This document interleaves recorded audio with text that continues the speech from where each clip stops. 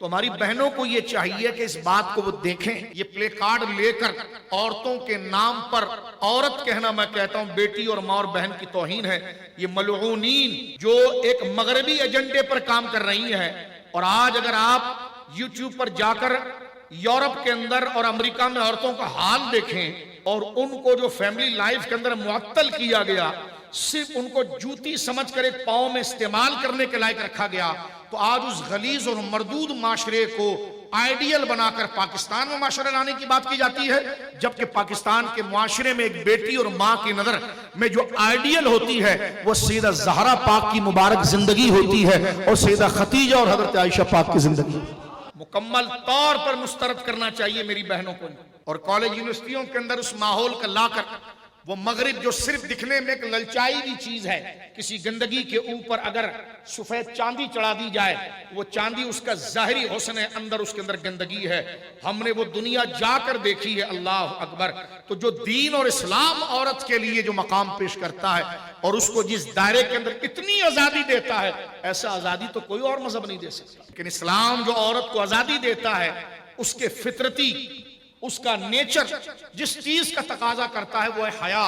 اسلام کا کوئی بھی درس جو ہے وہ نیچر کے خلاف نہیں ہوتا. عورت کی فطرت کے اندر حیا ہے.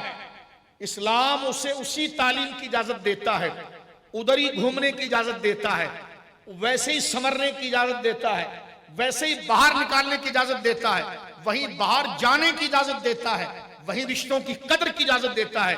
لیکن اسلام اس کی فطرت میں موجود جو حیا اور پارسائی ہے، آج جو معاشرہ یونیورسٹی اور کالجوں کا ہے، اس میں بچیوں کو تعلیم کی تو بات کی لیکن ان کی حیا کو ذبح کر دیا گیا.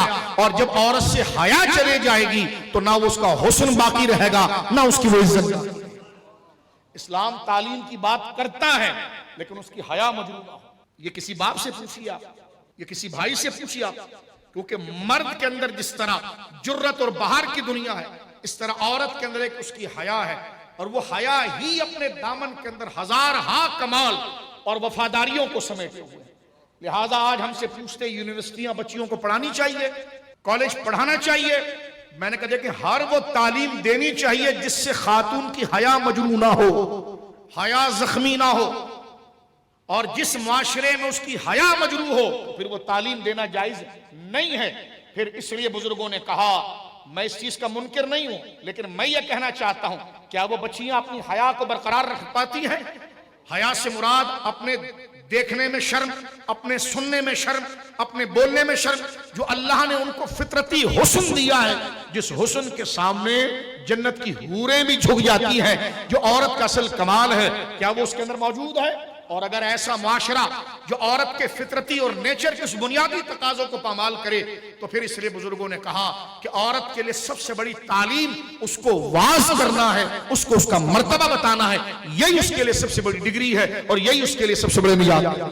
ہم بیلنس بیان کر رہے ہیں، ہم تعلیم کے خلاف نہیں ہیں لیکن ہم اس کی انسانیت کو قتل کرنے کے خلاف ہیں. جو اس کی اندر کی زندگی ہے جو قتل کیا جائے اس کے خلاف. یہ جانوروں کی طرح جو آپ کو سڑکوں پر نظر آ رہی ہیں، اس کو آپ عورت کہتے ہیں؟ یہ عورت کا حسن ہے. اللہ اکبر. عورت کا حسن، اس کی زیبائی وہی ہے جو قرآن کریم فرقان حمید نے سورہ نور کے اندر ذکر کیا، اور اللہ نے ایسے بتایا بلا تشبیہ جیسے شفیق باپ بھی اپنی بیٹی کو نہیں سمجھا سکتا، ایسے بلا تشبیہ اللہ فرماتا ہے میری پیاری باندیوں اور میری باندیوں، غور کرو، زمین پر قدم بھی رکھو، اور تم نے حسن اور زیبائش کے لیے پازیب بھی پہنی ہو تو اتنا دھیما پاؤں زمین پر لگو کہ اس کی جھنکار کسی غیر مرد کو نہ پہنچ جائے. پڑھیں سورہ نور اور دیکھیں کہ قرآن کریم اس بات کو کیا ذکر کرتا ہے. وہ تسکین، وہ شوق، وہ حلاوت، وہ چاشنی جو عورت کے اندر رکھی گئی ہے مرد کے لیے اور معاشرے کے لیے، مرد کے اندر جو امانت و صداقت رکھی گئی ہے، یہ دونوں کے نیچر کے طور پر ہے اور اسلام اس نیچر کو پامال نہیں ہونے دیتا.